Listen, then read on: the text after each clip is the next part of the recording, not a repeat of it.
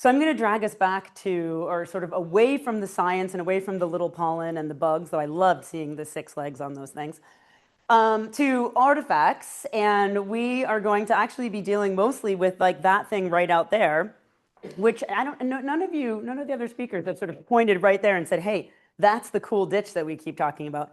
And this is, I think, the first time that I've been able to like be in my clothes like this and pointing out the actual archaeological feature I'm talking about. So that's fun as well. So we're talking about leather today. Those of you in the room who know me know that I do talk about that quite a bit. But usually I'm talking about Vindolanda leather. And finally, I ordered Rachel and the team to find some leather, and they finally did. That was worth talking about. Thank you very much. We're still not anywhere near the Vindolanda numbers, which you'll see in just a minute. So let's just dive right in. I'm going to talk about the locations in the context of leather recovery at Magna, so where we have found things. And then we're going to move on to the actual shoes and the leather.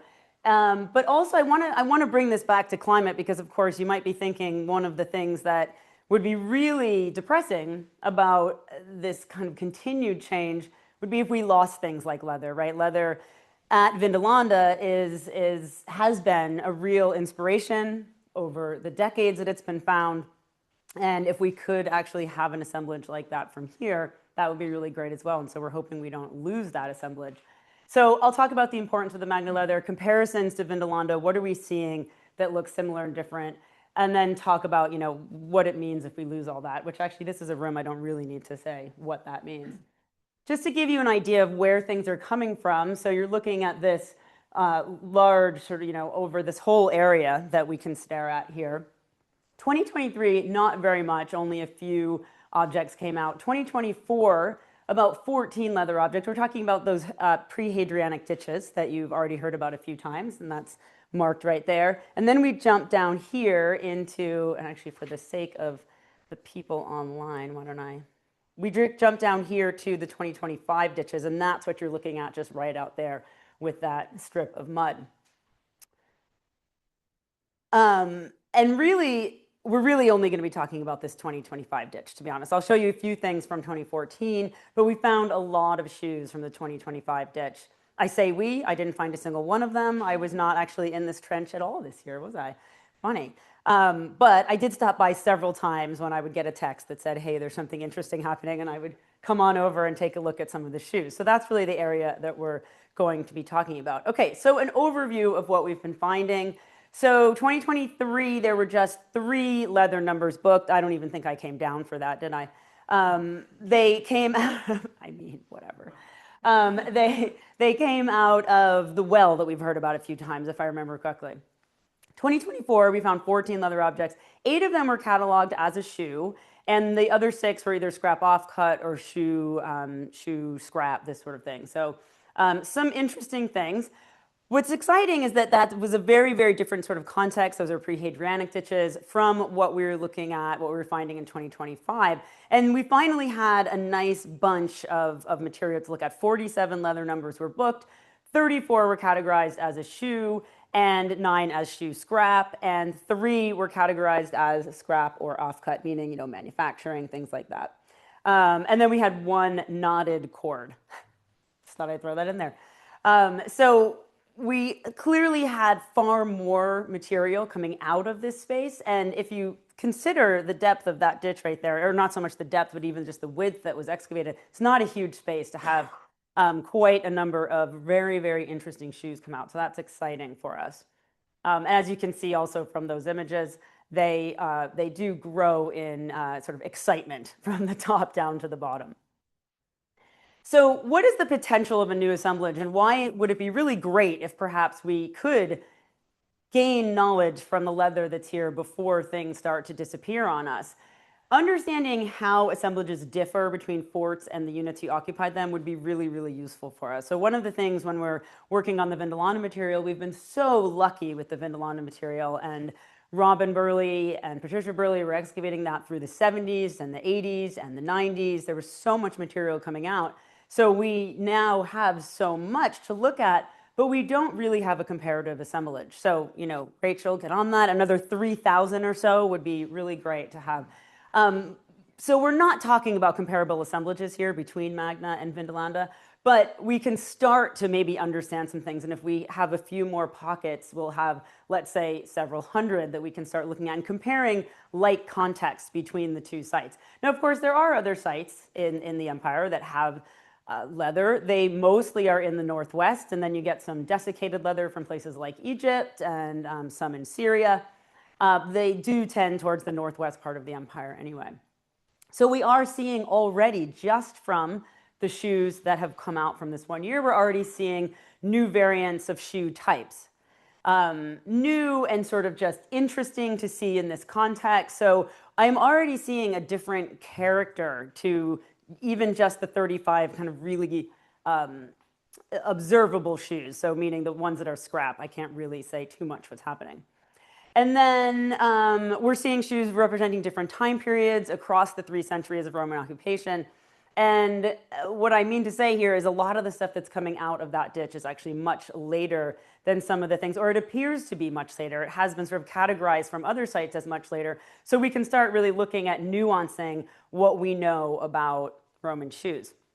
So the Magna shoes, one of the major prominent characteristics, of course, was that they are, yes, indeed, very large. And I put here just 2 of the headlines. I'm sure everybody caught this. We obviously did a great job with comms. Thank you very much, Sonia. This went everywhere. My university was so happy. I got invited to a little reception of people who make the news. It was really exciting. What I know, you get the food that the provost orders rather than the cheap ones for the departments. Yeah, exactly. So these are just 2 of the headlines. I did not add the ones in here that said things like archaeologists are perplexed, over these large shoes. We weren't perplexed at all. But they are very interesting, and there is absolutely a certain characteristic here. Once I start showing you some numbers, so yeah, that is very different, even though, like I said, these are not comparable in terms of numbers. But there's something interesting going on here with the size of the shoes that have come out of this ditch, and just thinking about ownership. So 35 Magna shoes have a relative size determination, meaning that I can really look at it and with confidence say, this is the size.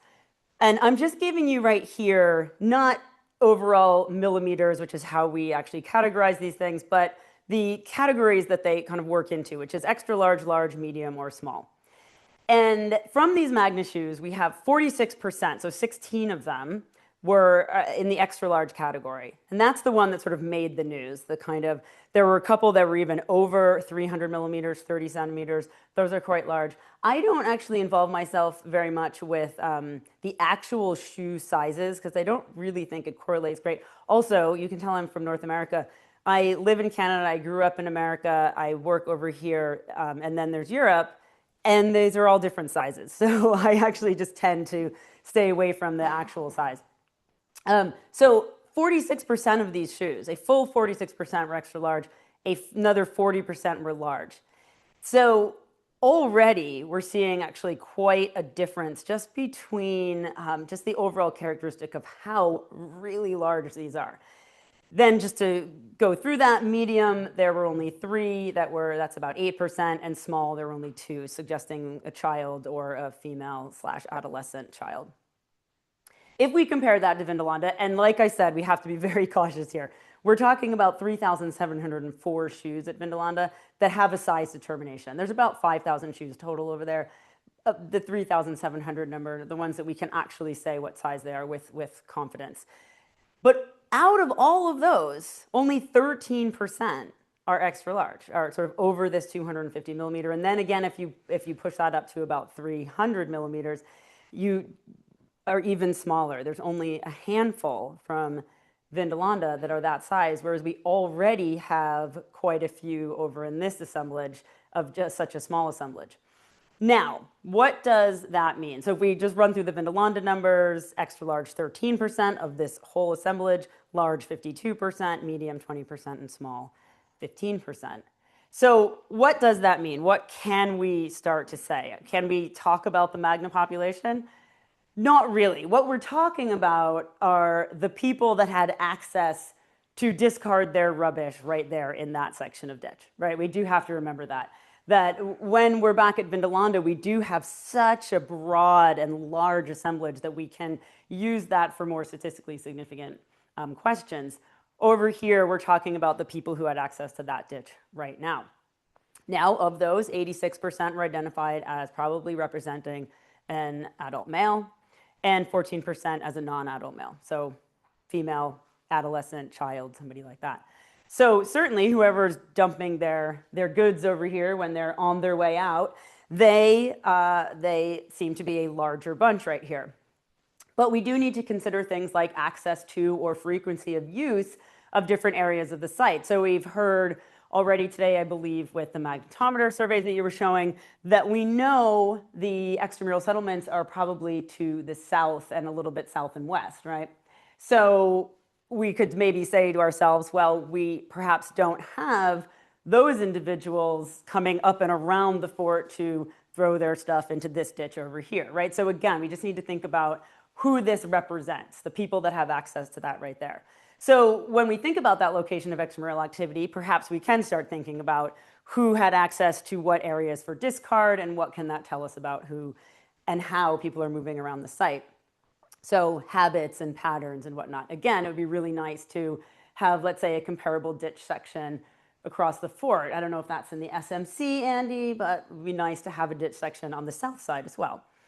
In terms of thinking about what shoes we found, not moving away from who they might represent, the shoes that we found suggest so far that we might have a later Roman data set. Not entirely later than what we have at Vindolanda, but the character of these shoes all seem to be quite late. And what I'm showing you here are a series of sandals. So we found 3 of these paddle-like sandals. They're really bizarre. Sandals move from, actually, let me just jump to the next slide. I might jump back to this one.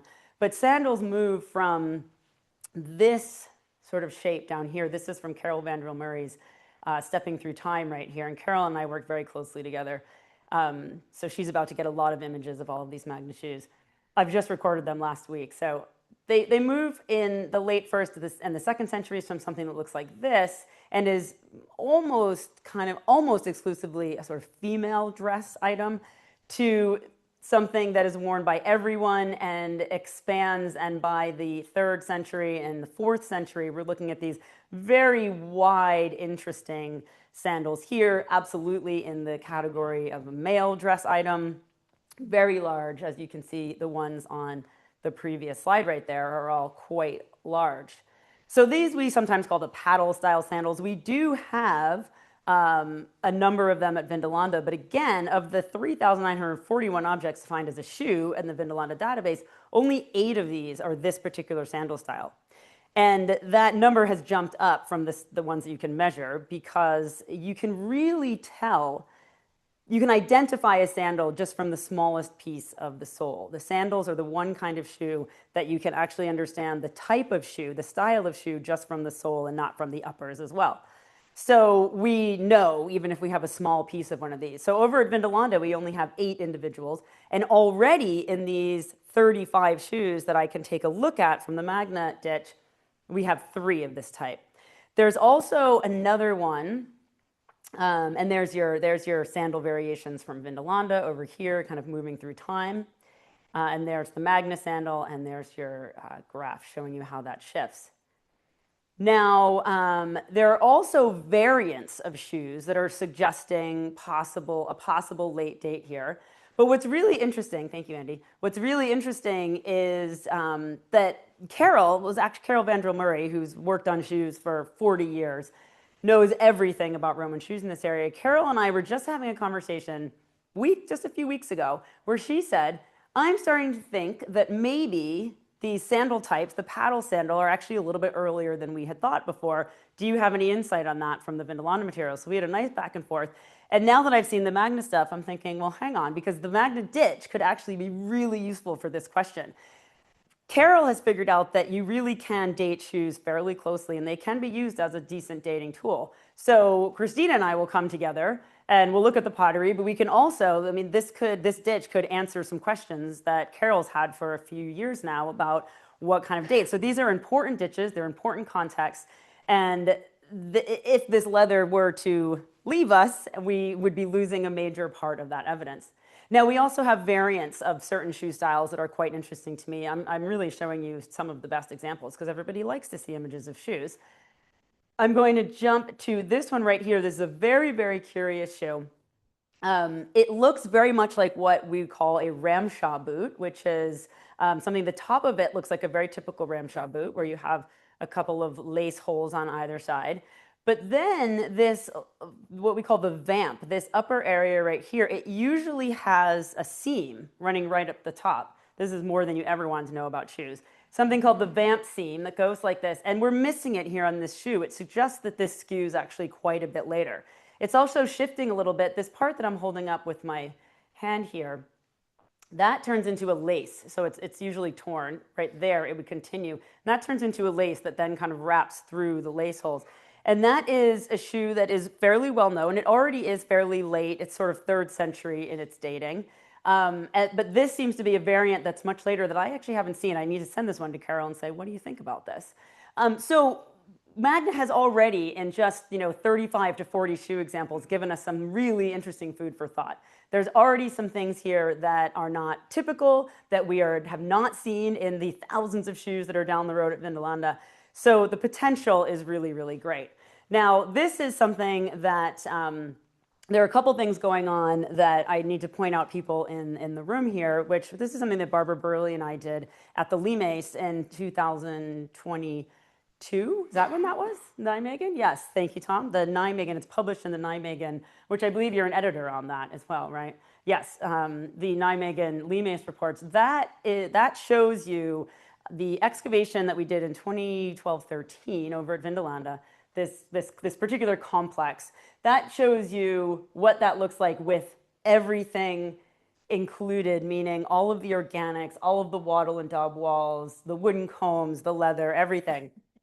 And if we take that out, so if this kind of evidence is absent and we won't have that anymore, that's what you're looking at. It is such a stark picture, right? One of my favorite things is just to jump back and forth. There we go, right? It's such a stark picture. You will have an assemblage that essentially looks like any assemblage anywhere in Roman Britain. Some brooches, some studs, some game counters. Oh, beehive corn, that'd be interesting, or, next to a disc corn over there. But there's nothing all that unusual in there, whereas when we are dealing with the organics, we get a completely different picture of what's happening. So that's something that we really need to think about. The leather and then throw in all the wood and everything gives us such a more complete, a more full picture. Jillian Taylor and I is the other person I want to point out. She showed you a scanning electron microscope image of modern leather that you had chucked in some acid, right?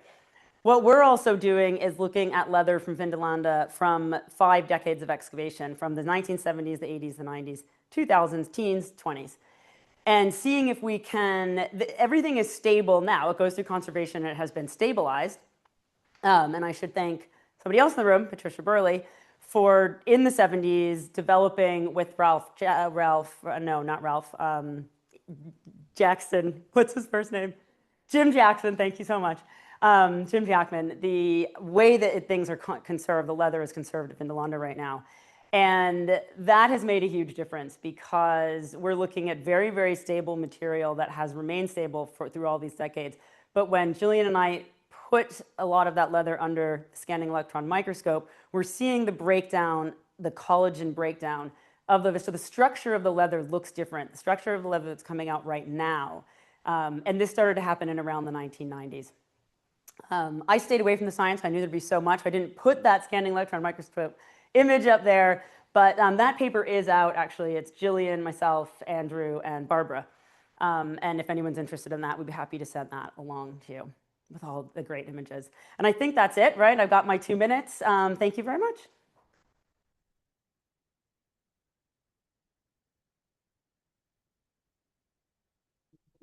Very much. Excellent talk, as always. We do have time for one question. Then goes to the question. Yes, I thought just observations that's clear. What the publish do back well on March type land, the wine. Right, yeah, so that's a great question in terms of thinking about what different kinds of shoes are used for. we can't really say that that particular type, because we only see it come in much later, it does look like it's more of a sort of fashion change and sort of a trend change.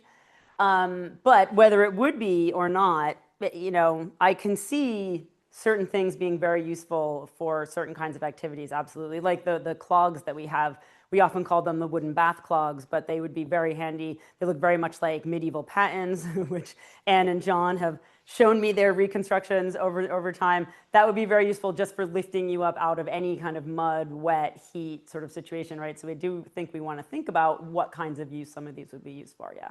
Yeah, thank you. Thank you very much. Thanks once again to the Queen. All right. Hello, everybody. My name is Cristina. I am the pottery specialist for the Vindolanda Trust, and today I'll be presenting some results over the past 3 seasons of excavations, and that is with the purpose of understanding a little bit the pottery consumption that's associated with a Milecastle versus a fort. So without further ado, let's begin. So today's aims. Number 1, we will revise, as I said, the 2023 and 2024 material from the Milecastle. Then in the second half, we'll be pretty much doing the exact same thing for the very recent 2025 excavations from the beautiful northern fort ditches. And last but not least, put everything together to figure out what's happening, compare, contrast, and draw some conclusions. Now, when it comes to that, throughout this presentation, I want you to keep in mind 3 main things. Number 1, identifying the community preferences when it comes for pottery. Well, that's unlucky. Yeah.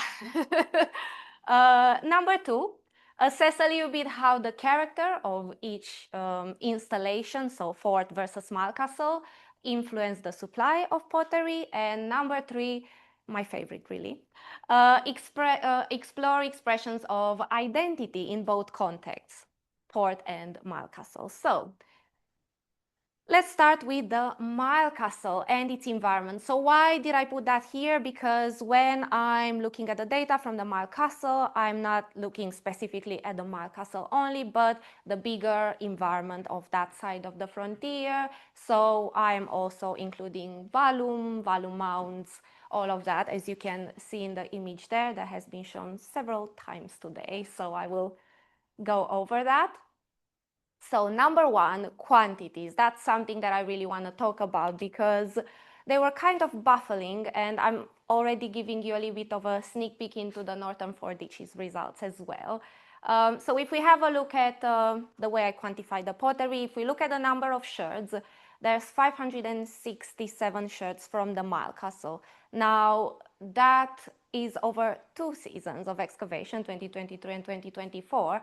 If we look at the Northern Fort Ditches, 1 season this year, already we see almost double the quantity. So that's already raising some questions. And then if we look in terms of weight, we go from 7 kilograms to 23. So that's quite a jump. And it's in this context that we need to consider the character of the context, the installation that we're looking at. On the one hand, we're dealing with a Milecastle, short-term occupation based on shifts, rotas, hence there's not time to be bringing all of your kitchen with you.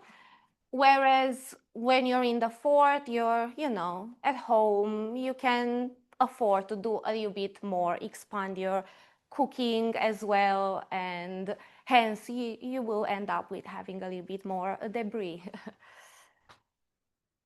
In terms of the fabrics, so Milecastle, what's happening in terms of fabrics? As you can see, I circled there the result that is the highest. All those letters of the alphabet stand for fabrics, so we'll talk about B. B stands for black burnished ware. So this type of ware comes from the southwest and southeast England. The ones that we're getting the most from here is the black burnished ware one, which is from the southwest. And it more or less looks like what you're seeing in those images there. So mostly cooking pots or jars, and then every now and then from the Milecastle, some dishes and some bowls. If we move on to the form classes, I don't think the assemblage was shy to show us there's quite a high preference for jars. So in this context, I wondered, is there any connection between the high quantity of the black burnished wares and the high quantity of jars? Do they communicate with each other? So I decided to put the two elements together and see what's happening. Hence, in the second graph there, you can see the distribution of jars over fabrics. So you have B, G, and R, more letters of the alphabet.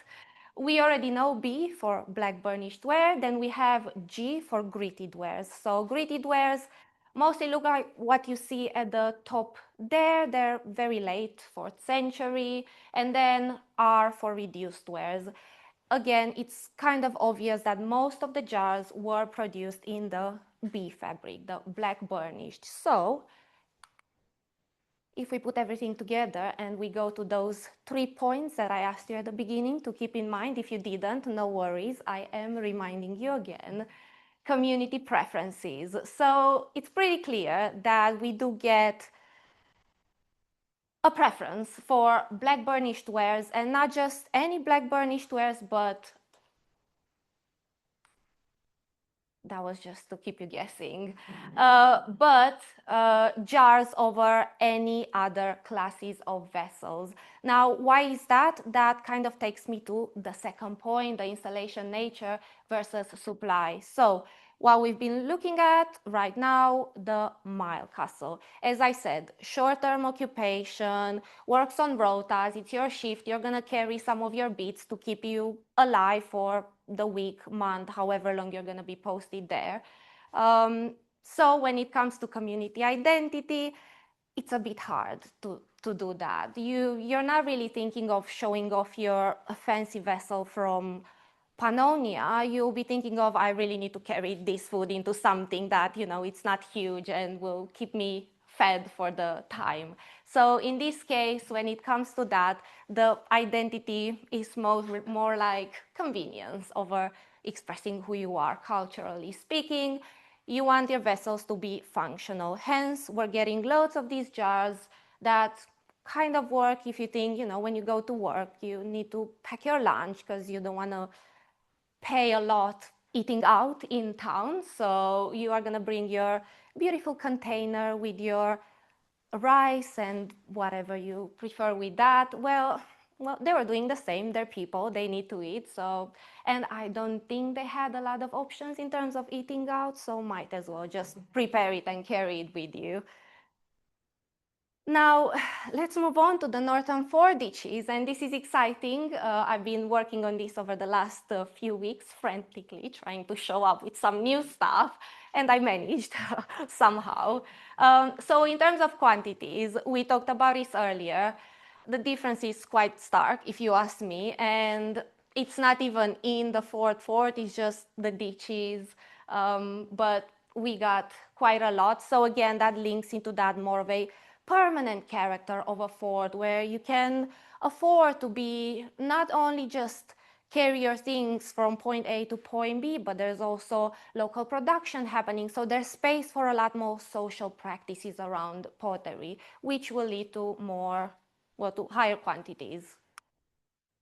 Now, when we look at the fabrics, a little reminder, letter B of the alphabet was associated with the Milecastle. Now, when we look at the northern 4 ditches, another letter appears in the equation, which is R. Anyone remembers what R stood for? Reduced wares. So if we look in the graph on the left-hand side, we see they're kind of neck in neck when it comes to the average estimated number of vessels. When we look at the minimum number of rims, there's a bit of a difference. But anyways, they're competing. It's not such a distinguishable pattern, let's say. So what I decided to do was look a little bit at the chronological distribution of the black burnished fabrics versus reduced fabrics, and see whether the chronology influences in any way the preference, the supply of these. But I would say no. If we look at the two graphs together, so at the very top, there's the black burnished over 2nd, 3rd, 4th century. And then at the bottom, we have the reduced wares over 2nd, 3rd, 4th century. There's almost a mirrored image, so they seem throughout time to be doing the same thing at the same time. So again, there's not necessarily one specific chronological period associated with a specific fabric. But then I decided to look a little bit more into the reduced wares nonetheless, and see what's happening, zooming into the 2nd century. And that's because if I go back, you see I circled 2nd century there. So it was when I looked at the estimated number of vessels that there was quite a, at the minimum number of reams, there was quite a difference going from 4% to almost 9%. So why is that the case? What's happening? So I dug even deeper. Ironically, I don't dig. And in the 2nd century, in terms of specific fabrics within the fabric class of reduced wares, we are getting at the highest gray ware miscellaneous and reduced ware miscellaneous. So that's mostly fabrics that have nothing special. There's no way in distinguishing them and giving them a specific name. If I see it now and I see it next week, let's say today I give it a name, next week I won't recognize it. I won't know what I'm talking about because it just looks ordinary. And these ones are the ones to dominate the landscape in the 2nd century.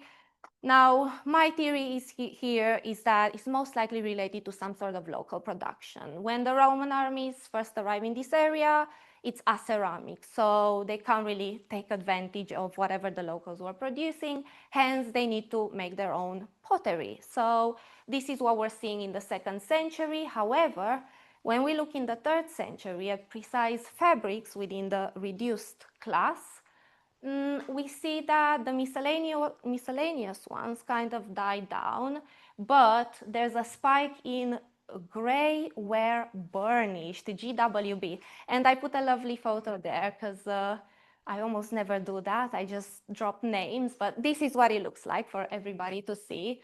So we see that in 3rd century, we already get more identifiable fabrics that look in a way that we can recognize them. And this specific fabric exists at Vindolanda as well in the 3rd century. So we are seeing a little bit more, well, going further than just local production. And I decided to put down there the typology of these burnished gray wares. And if you ask me, for a comparison, I put a BB jar there, black burnished, to see, do they look similar? And I think it's going for that sort of form. However, it does have something specific. I can't really put my finger what, but it's almost inspired by, yet gaining its own character. And if you look at the image of the actual shirts, you can see the black soot on the exterior surface. So they were definitely used for cooking. Form classes. So a little bit of a reminder. At Milecastles, it was mostly jars. So that's at the very bottom there, MC46. We had, how much? Almost 60% jars. Then we have bowls at 11 and dishes at 10. Sorry, I don't learn these by heart, so I need to read them myself. And then if we look in the northern 4 ditches, jars drop down a little bit more. They go from 60 to 50, that I remember. And then dishes and bowls, they do increase in quantities. So bowls go from 11 to 16 and dishes go from 10 to 17. So we can definitely see that sort of increase. Definitely there's a diversifying moment when we look in the fort versus the Milecastle. And in order to fully be sure that this is the case and there are definitely distinct results, I decided to have a look, to zoom in again into the jar fabric consumption over time and see over time and see what's happening. And if we remember, at Milecastle, they were mostly made in black burnished ware. So do we see that here? Because still there's quite a high amount of those jars. And Thankfully, no. The results are very different. So we do see the jars, especially in the 3rd century, being produced not only in black burnished fabrics, but also in reduced. So there's definitely a diversity there in terms of, if not local production, then imports or anything like that. And then my favorite part, there were also some outliers. So I found this little sherd that suggested to me could possibly be a North African casserole. Unfortunately, it is coming from the ditches, it is discarded, it is out of context, it's coming from a post-Roman context, so it's highly residual, but it's there. Now, because it's just one, could be personal possession. However, I don't want to capitalize on that because, as I said, that one is just discarded. So once we move into the actual occupational levels, that's when we can actually talk more about this. However, I did decide to go down the rabbit hole and figure out what's happening, whether we can find a connection between units stationed in Magna and the possibility of such vessels arriving here.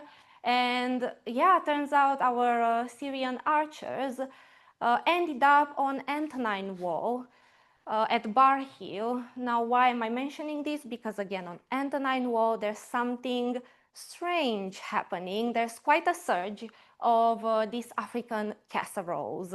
And at Bar Hill specifically, it's one of those sites. Vivian Swan has already been through all of that. But we do know that our Syrian archers ended up there. These vessels existed there, as has been previously researched. And eventually they came back here at Magna. So they must have come into contact with these. Now, this does not mean that there was all of a sudden this high presence of North African in the unis, but maybe, you know, one of the Syrians decided, oh, I love this, can I have it? The cooking is amazing in your casseroles. It could be any of these things until we move into the proper occupational levels. I can't say anything more, unfortunately, without sounding very biased. And then there's even more, because I decided, no, I don't want to stop here. If we look at some of the epigraphic evidence, we have this one specific author for Magna, Roman inscription of Britain, number 1791. And the prefect of the unit at the time, who is also the dedicator, Marcus Cecilius Donatianus. So from the literature so far, what I understand is both Donatianus and Cecilius are very strongly associated with North Africa. I'm not an epigraphist, so I'll just listen to them. And I tend to think, yeah, that might be the case. Why? Because this monument is dedicated to Virgo Celestis. Celestis is, again, an epithet strongly associated with Dea Celestis from North Africa. So it's not just the name of the dedicator, but to whom this is dedicated. So I'll leave it here for now, food for thought and hopes for next year's excavation. So let's go back to our 3 points from last time. Again, I have them there in case you forgot them. What's happening at Northern Four Ditches when it comes to community preferences? Definitely we see a more diverse display of fabrics and a more balanced consumption of vessel form classes. So there's a more diverse type of cooking happening there. Which again is connected with the nature of the installation. We are now dealing with a fort. There's long-term occupation, which means that indeed it allows for this diversity to happen.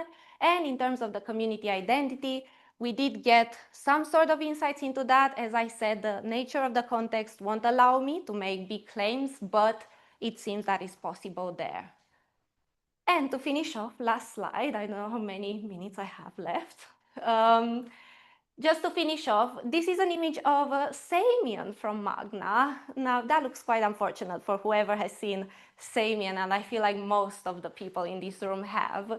And this is indeed connected to the climate change, the soil conditions, and this is what we're getting. Now, Gillian has already talked about all those chemical things happening, blah, blah, blah. But what I will, apologies. But What I will tell you is the information that we are losing from this. So when it comes to Samian, we all know it comes from Gaul. However, sometimes we can go even deeper and see whether it's coming from Central Gaul, Eastern Gaul, Southern Gaul, and sometimes we can dig even deeper and find out that it's not just coming from Central Gaul, it's coming from Lezu specifically. And in order to do that, not only do we need the fabric, the fresh break into the fabric, but we also need the slip as well. That will tell us the color, the quality, all of these speak volumes on that. And the decoration itself, which we're missing, again, it's a very good indicator to go even deeper and not just say that it's coming from Gaul, Central Gaul, or Lezu, but we can say it's coming from Cinema's workshop specifically. So all of this won't be possible if this keeps going. Not to end on a sad note, I'm pretty sure I gave a lot of information generally from the pottery, but this is where we're gonna go not very soon. We're still dealing with inorganic material, so we're still safe. I think on a bed slide, pottery was still high up there, that we're gonna still find it, but yeah, food for thought. And that was it. Thank you.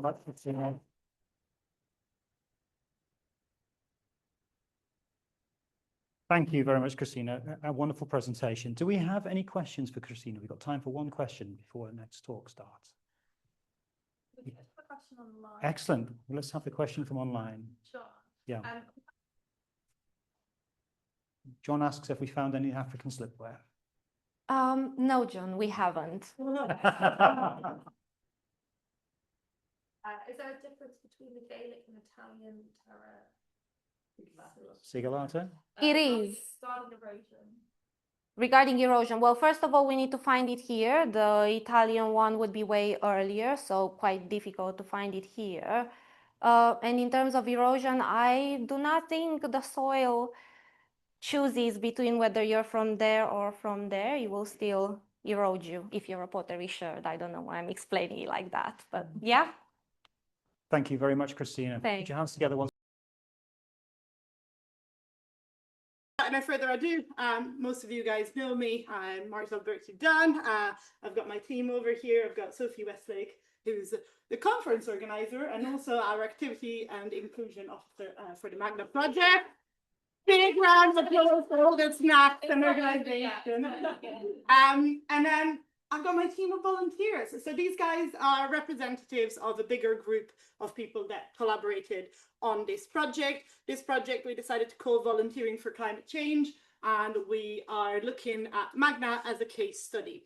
So as you guys have all figured out by now, Magna is a part of the overarching Vindolanda Trust excavation program, but it's also its own funded program with its own aim and objectives, which are both in the scientific and heritage management department, but also in the activities, inclusions, and making the information that we gather from this size more widely accessible.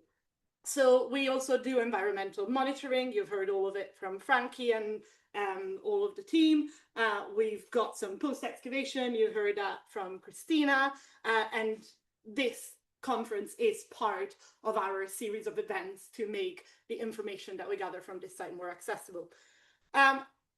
Throughout all of this, I can see in this room quite a few volunteers, and I am sure that some are following us online. And these volunteers do a number of things, and they sometimes overlap and sometimes they don't. So not all volunteer excavators are volunteer guides, not all volunteer post-excavators will do excavation, but all of the cogs in this massive machine help us share the message and the findings of our project. In particular, for this project, we wanted to figure out what impacts do the volunteers have in communicating our messages and the message that climate change is affecting how buried heritage is preserved. We also wanted to figure out a good way to share this information that was, again, accessible, friendly, not only on the wall, not only for the Trust, but also for other World Heritage sites. And we also wanted to achieve this in a participatory way, in which volunteers would be co-researchers rather than being simple data points. And this is something that I take from my PhD, which looks at volunteer participation in archaeological heritage practice on the wall and beyond. So what did we get out of this project, which we started especially for this conference? So it's quite fun. We started not that long ago and we did get quite far. We are going to get a toolkit of impact and things that the volunteers can do and already do and wish us to do across heritage and on Hadrian's Wall and beyond. It will be branded Vindolanda Trust, but it will be freely accessible online. Hopefully these guys have felt involved and consulted and like they've had a voice rather than just offering us data and for us to present it to an academic audience. Sophie's gone on a journey. I don't know if she signed up for learning all about quantitative methods and participatory action research, but now she does. Congratulations. And finally, we'll be seeking, obviously, academic publication. We want our methods to be formally recognized and all of the beautiful work that's been done to be widespread, so other people on other World Heritage sites can, if they need to, repeat this. So in terms of the methodology, I suffered through 7 years of part-time PhD while working full-time for the Trust, and that has given me quite an insight into participatory methods. So I've decided with Sophie that we would use participatory action research. It worked for me once, why not apply the same tool to a similar problem? So what we did is we started with a pilot project in which we asked volunteers who participated in a training specifically on climate change, how they wished to conduct research on this topic. Participatory action research involves close collaboration between the researchers and the community members. It aims to empower them by giving them a voice in the research project. And the important part of participatory action research is the action. So it's not only resulting into a paper in a journal, it's resulting into some societal change. It's been used in the Southern Hemisphere to address big problems such as water shortages and social inequalities. It's a kind of methodology in which the people most involved look at the problem and try to come up with solutions. So once we got the pilot out of the way, we recruited participants amongst all volunteers in the Magna project, ranging from guides, excavators, post-excavators. We had a vast variety. We had 35 participants. We did one very intense workshop, and then we transcribed all the data. And finally, we then asked, hey guys, would any of you like to continue analyzing the data with us? And that's the part that takes time. So we don't have 1 million of geophysics data points. We don't have a full access database of all of the pottery, but it's people. It takes the time to communicate. All of us do different things. It takes the time to get together, and it takes listening. It takes not going in with what you've already known. It takes listening to other people and questioning what you know. So it's been really amazing. And I think we've got a couple of things. Obviously, we've learned a bit about how volunteers help us communicate climate change. I feel like we've managed to get some improved community ownership. These guys are starting to feel like they are really part of the effort of communicating the impact of climate change on heritage. We strengthened ourselves in terms of skills as a team, and we ended up with some very actionable solutions, which we have already started actioning them. Some of you guys are here learning about this stuff, and you'll be able to take it into the trenches and take it with you going away from the trenches, becoming ambassadors for this work beyond the trust itself. So looking a little bit more, I'll just give you a sneak peek of a conclusion, because keeping attention is hard.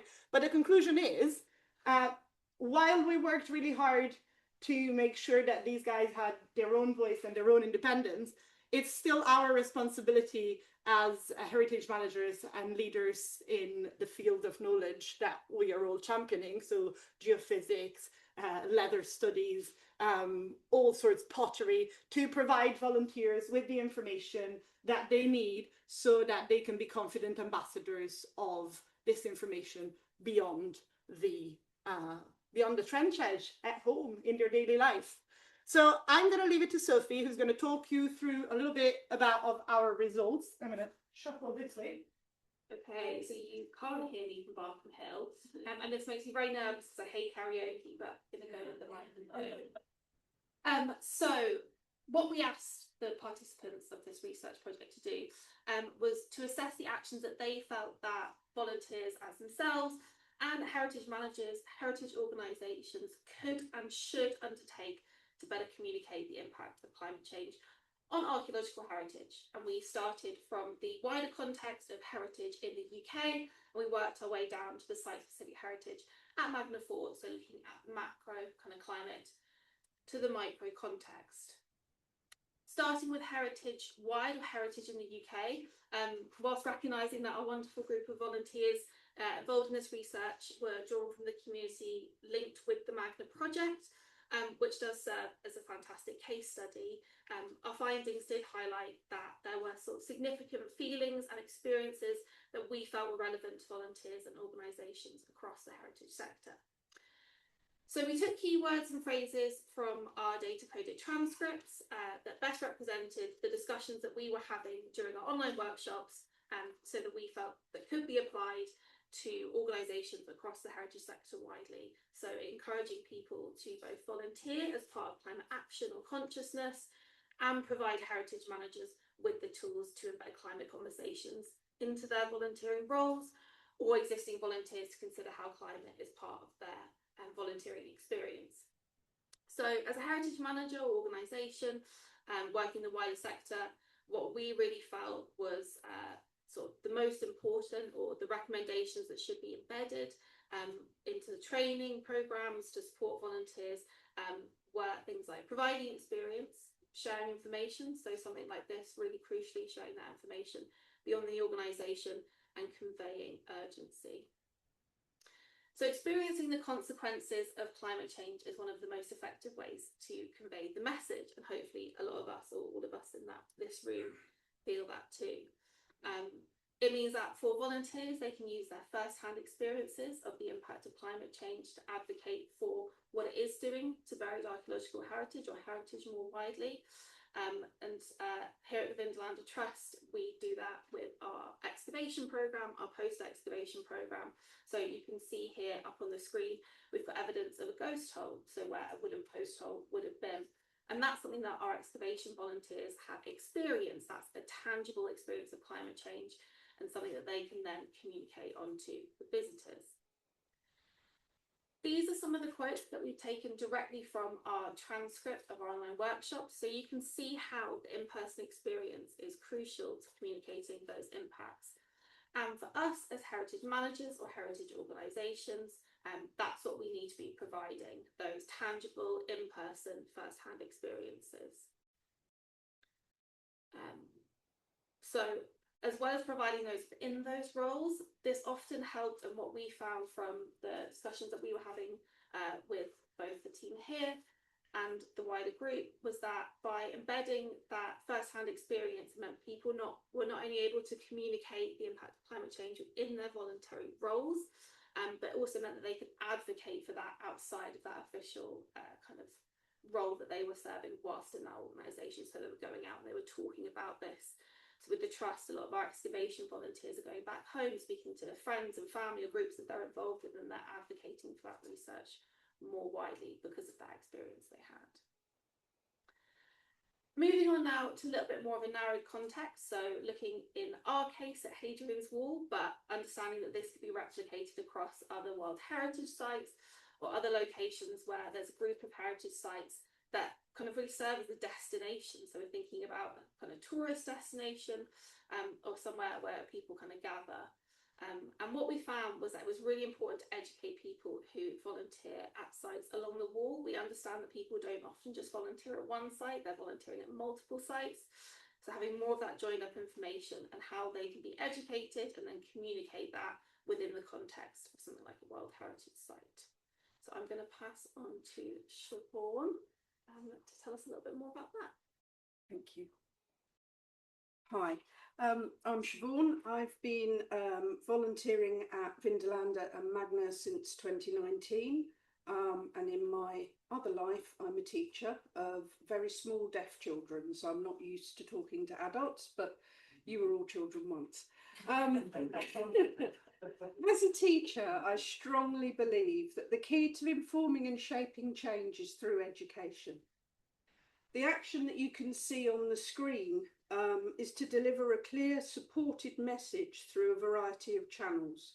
And I believe that this is vital, that the earlier it is delivered, the better. Early exposure and hands-on practical experience can and does sow the first seeds of awareness, which if nurtured will help to build a future where the next generation are aware of their impact on the world in which they live. And I saw that firsthand in my own classroom when I was very fortunate that Penny delivered a talk to my children from Vindolanda and addressed them by name, and it really did make the difference to the children. They were so much more involved. This kind of experience, I hope, will engender within them a spirit of willingness and empowerment to make them want to be involved in change and to understand the importance of preserving. Sorry, bear with me. You're good. No, I've got you. back. Thank you. Of preserving their heritage for future generations, so that a better understanding of the past can help to inform their own futures. So put that simply, children and young people need to be made aware of the fact that climate change threatens their heritage and of why this is important. Thanks. So in blue, you can see some of the quotes that we discussed in our workshops. Quotes 1 and 2, during conversations, the question was raised as to whether the message could be more powerful if all voices speak together. And I think that one way to do this is to work with local people. The children and young people that live along Hadrian's Wall, in quote 3, need to understand that it is their immediate heritage that is at risk. They live in the place and they can be engaged. They're in situ. If they're given the opportunity, they can use all sensory avenues available to them to experience and witness what is happening. Quote 3, schools and youth organisations such as Scouts and Guides, I'm also a Scout leader, along with volunteering opportunities for kids doing D&V. If they participate, it will provide perfect opportunities for them to be involved and for their families to be involved and to experience the changes that are taking place. If they can see, hear, feel and be involved in recording the effects of climate change, for example, looking at the shoes, looking at the Samian wear, they will understand the effect it has on their own personal heritage. I believe that they can and will pass this on to a wider audience, and hopefully, when word has spread far enough, change will begin to take place. Thank you. Oh, God, I have to put this behind my back. So, thinking about the Vindolanda Trust, you see it's picking up my voice from over there. Nobody told you to do that. Thinking about the Vindolanda Trust, which is obviously the umbrella organisation the Magna project sits in, again, we need to look at really tangible experiences and the way that these experiences are communicated to the public is often through guiding. And so really, I don't need to tell you anything because I've got my star guide, Anne, to tell you about her experience of communicating climate change in a role. It occurred to me very slowly, it was a real slow burn, that guides on the fort were almost the official face of the Vindolanda Trust. In any year, guides speak to above 12,000 people. That's the official tours. As you can imagine, as soon as you're out there wearing a Vindolanda jacket, people ask you questions. They ask you questions before tours, they ask you questions after tours, they ask you questions at lunchtime, they ask you questions in the bathroom. But obviously the visitors are noticing the monitoring stations, and I was aware that because I'm also a digger, I could actually answer their questions. But many guides no longer dig, or had never dug, and they didn't have access to this up-to-date information. Now, discussing the climate can be a really scary thing when you're out there on the fort with all of these people, none of whom you've met before, you don't know their background, but I've actually found that the visitors are united in their interest in facts. So if I say to them that the textiles are either not being excavated at all in the numbers they were 30 years ago, or they're not coming out anywhere near the same condition as they used to, the comment, some of our artefacts in the museum, such as the hair moss, wouldn't be found at all now, starts to make people mutter. They really stand there. They're pretty shocked about it. Likewise, the diggers, when they're speaking to the visitors, whether they're at the fence or they're walking to and from the trenches, they often felt as if they don't have the current information. And a number of us, when we were doing this, these Zoom calls, admitted that we felt that we weren't quite sure what the party line was from the Trust. And for most of us, it's a confidence thing. You need to be secure in your facts before you can talk convincingly about a subject. And I've seen this said a couple of times recently, but you actually need to know this much before you can talk about this much. Being given fact sheets or further in-depth training will give the diggers and the guides alike the confidence to talk on the subject of climate and its effect on the site. And this project actually feels like an acknowledgement and validation, really.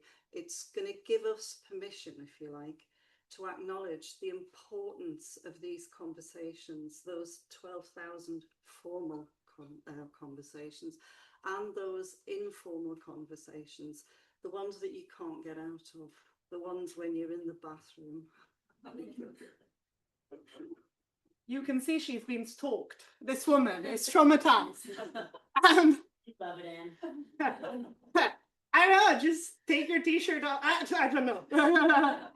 So the last thing before we get to our conclusion is actually focusing on Magna, the Magna project, and what the Magna projects volunteer, who sometimes overlap with the Vindolanda volunteer, and sometimes they don't. They're all part of the organization, but some people choose to be specifically at Magna, what they can do to spread that climate change message. And someone who did volunteer at Magna, but is now at Vindolanda, but is now a Magna loyalist, is Lorna. So I'll leave it to Lorna to tell you a little bit more about the last bit, and then we'll do conclusions. And I'm aware that we're going to eat a little bit into your coffee time, so bear with us. Yeah, volunteers, I like to think we are all very approachable, and visitors do seem comfortable talking to us. We're enthusiastic and friendly, and we're uniquely placed to share our excavation stories, while at the same time being able to very gently introduce the climate change message into the visitor conversation. Invariably, we are asked, what have you found today? If I had £1 for every time I've been asked that question, I'd be very wealthy. This allows us to open a dialogue and to introduce the impact of climate change on the underlying archaeology. The majority of visitors are completely unaware of this, believing that what is underground is safe. The site Magna offers several very useful hooks on which to hang our climate change illustrations. Some of the hooks, which I personally use, the obvious one, first of all, is the weather. If you've got a really hot day and you're sweltering away in the trench, this presents the opportunity to discuss the rate at which the ground is drying out, the opportunity to talk about peat shrinkage and the bringing of the archaeology to the surface where it can be destroyed before it has been studied, and also the impact of the high temperatures on the condition of the organic artifacts, such as the leather and the textiles and the wood, which are quickly drying out. Conversely, if it's been an exceptionally wet day, and as we know, we get lots of those, this can lead to a discussion about the delays that this causes on the process or the progress of the excavations, and why these delays are unwelcome given the urgency of saving the organic artifacts before they are lost. Another hook that I find useful is to refer to Wally and the Climate Monitoring Station. It's very helpful to be able to reference the data that Wally provides and to explain to people why this is so important. Having Frankie on site and being able to reference the role of an environmental archaeologist and oh, hold on, lost my page.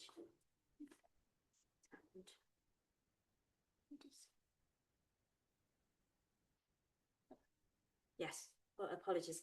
Having Frankie on site and being able to discuss the role of the environmental archaeologist, so you're able to talk about the seeds, the leaves, the insects, etc., which we've mentioned today, and what they can tell us about changes in vegetation and biodiversity as a result of human activity and changes in climate. And of course, the most useful hook of all are the artifacts. So as excavators, many of us of whom have been on site over numerous years are able to talk about the personal experience we have in the deterioration in the level of preservation of organic artifacts that we've seen over the years that we've been excavating. The leather shoe collection is a hook I very frequently use. It's useful because we're able to reference the impact of climate change on the condition of the leather. And last but of course not least, the Vindolanda writing tablets, which understandably fascinate visitors. They are such a useful reference tool on two levels. Firstly, because you can immediately talk about the impact of climate change on their preservation and how it's deteriorating. And also, and that leads to the question of urgency and the need to save them. And also because of the actual very detailed information that those tablets give us, which is such a unique resource for us all. If those tablets are lost before we've had a chance to rescue them, who knows what information we are losing. And that is, again, a very valuable point to make to visitors. So in summary, as an excavator here, I strongly believe that the volunteer excavators are a very valuable resource for the Trust to be able to draw on in its quest to highlight the impact of climate change on the heritage sector. Thank you. Okay, I will very quickly wrap this up. So thank you so much to our 3 volunteers who agreed to speak today. It's not an easy thing to do. And in essence, this project has been really, really valuable in recognising and understanding what our volunteers want from us, how they feel like they can communicate climate change, how we can spread this information about the research that we're doing, how we can better support our community group, and what we can embed in our programme. So I will end there and say thank you very much.